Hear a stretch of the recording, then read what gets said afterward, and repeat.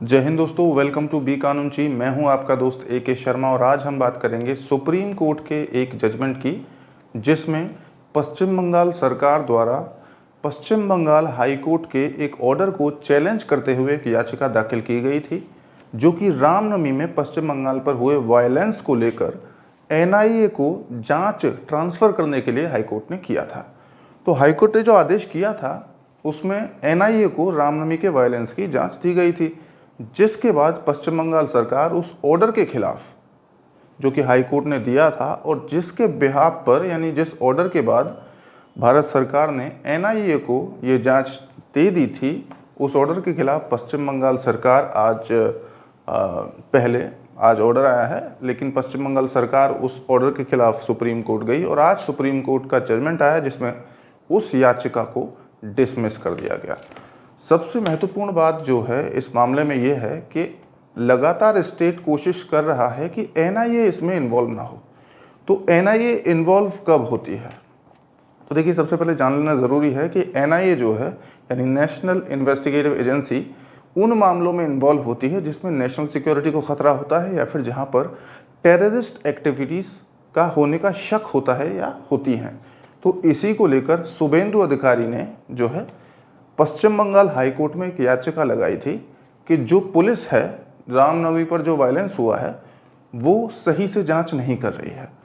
6 FIRs police के द्वारा की गई थी, लेकिन उनमें कोई भी जो है कार्रवाई नहीं हुई और इसको लेकर शुभेंदु अधिकारी जो कि BJP के एक नेता हैं पश्चिम बंगाल में, उन्होंने हाई कोर्ट ऑफ पश्चिम बंगाल में एक याचिका लगाई जिसमें ये मामला NIA को ट्रांसफ़र करने के लिए कहा गया। हाई कोर्ट ने मामले की गंभीरता को समझते हुए और ये मानते हुए कि वहाँ पर वायलेंस में एक्सप्लोसिव्स का इस्तेमाल हुआ था, ये ऑर्डर कर दिया कि NIA को जांच दी जाए।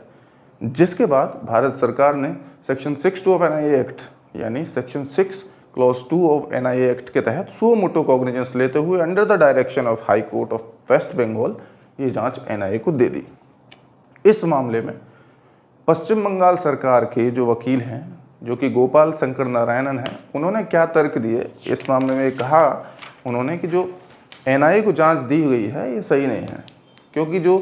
एक्सप्लोसिव जिनकी बात हो रही है ऑलरेडी पुलिस ने 6 FIR रजिस्टर करी हैं और जिनको एक्सप्लोसिव बता रहे हैं ये लोग यानी शुभेंदु अधिकारी, वो एक्सप्लोसिव हैं ही नहीं दरअसल, और दरअसल वो पटाखे हैं और कुछ ऐसे आंसू गैस के गोले या फिर ग्रेनेड्स, स्मोक ग्रेनेड्स, वायलेंस को इधर उधर मूव को इधर उधर करने के लिए जो छोड़े गए थे उनसे स्मोक उत्पन्न हुआ था और ऐसी कोई इंजरी भी नहीं थी जो कि ये बताया कि एक्सप्लोसिव से हुई है। लेकिन जो शुभेंदु अधिकारी के जो वकील थे उन्होंने कहा कि भाई जो FIR रजिस्टर की गई हैं वो हाई कोर्ट के डायरेक्शन पर की गई हैं और ऐसा कोई भी सबूत नहीं है जहां पर पुलिस ने स्वयं कार्रवाई की हो। जब हाई कोर्ट ने इंटरवीन किया तब ये FIRs पुलिस ने रजिस्टर की, तब जाकर स्टेट को होश आया कि उस रिलीजियस मॉब के खिलाफ, उन रैली ऑर्गेनाइजर्स के खिलाफ कार्रवाई होनी चाहिए। जब उन्होंने, जो पश्चिम बंगाल सरकार के वकील हैं, उन्होंने ये भी कहा कि भाई जो वायलेंस हुआ उसमें तो सबसे ज़्यादा पुलिस वालों को ही चोटें लगी और इसमें फिर पुलिस वाले पर सस्पिशन करना गलत है। लेकिन जो वकील थे शुभेंदु अधिकारी के, उन्होंने जो कि थे सीनियर एडवोकेट जो हैं, वो भी सीनियर एडवोकेट ही थे, like Gopal Shankar Narayanan, advocate PS Patwalia, इन्होंने शुभेंदु अधिकारी की तरफ से जो है अपने फैक्ट्स रखे और उन्होंने साफ साफ कहा कि यहाँ पर एक्सप्लोसिव्स का इस्तेमाल हुआ था और अंडर हाई कोर्ट ऑर्डर ये जो है केस NIA को ही बने रहना चाहिए।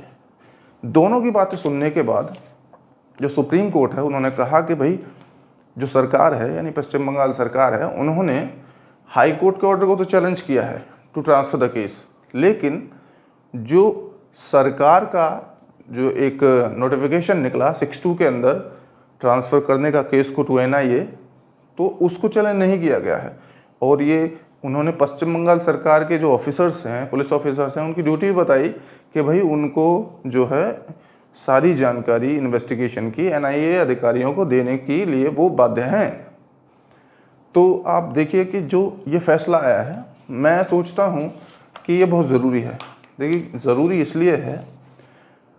पश्चिम बंगाल के हालात जो हैं वो लगातार बिगड़ते जा रहे हैं। आप सोचिए कि अभी पंचायत चुनाव में भी, ये तो रामनवमी की बात होगी, अभी कुछ दिन पहले पंचायत चुनाव में भी कितनी सारी डेथ्स हुई, कितना वायलेंस हुआ, कितनी महिलाओं के साथ जो है अभद्रता की गई। इसी के साथ साथ रोज़ आए दिन जो राजनीतिक हत्याएं होती हैं, राजनीतिक बमबाजी होती है, कई जगह पर एक्सप्लोसिव मिले हैं, कई जगह पर बारूद मिला है और ये बहुत ही गंभीर समस्या है। और मैं मानता हूं कि एनआईए को पूरी सतर्कता और पूरी जिम्मेदारी के साथ और पूरे रैकेट का पता लगाया जाना चाहिए कि पश्चिम बंगाल में जो कितने अपराधी जो कि बांग्लादेश से आए हुए हैं, कितने अपराधी हैं जो कि रोहिंग्या हैं, तो एक कहेंगे कि होलिस्टिक जांच की ज़रूरत है। वो एक निष्पक्ष एजेंसी से होनी चाहिए, चाहे वो पुलिस करे चाहे एनआईए करे, लेकिन एक निष्पक्ष जांच होनी बहुत ही आवश्यक है। और सरकार को, यानी पश्चिम बंगाल सरकार को और भारत सरकार को कोलैबोरेशन में, अगर हो सके तो कोलैबोरेशन में और पूरी एक दूसरे की मदद के साथ ये करना बहुत ज़रूरी है। अन्यथा बंगाल में ये वायलेंस नहीं रुकेगा जब तक कि ऐसे आपराधिक तत्वों और जो बाहर से आए हुए जो इलीगल माइग्रेंट्स हैं उन पर लगाम नहीं लगाई जाएगी। और आज का वीडियो बस यहीं तक, फिर मिलेंगे एक नई वीडियो में। तब तक के लिए अपना ख्याल रखिए। जय हिंद, जय भारत।